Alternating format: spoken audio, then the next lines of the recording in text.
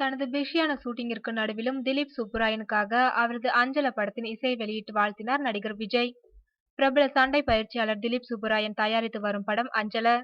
விமல், நந்திதா நடித்துள்ள இந்த படம் முடிந்து விரைவில் திரைக்கு வர இருக்கின்றது.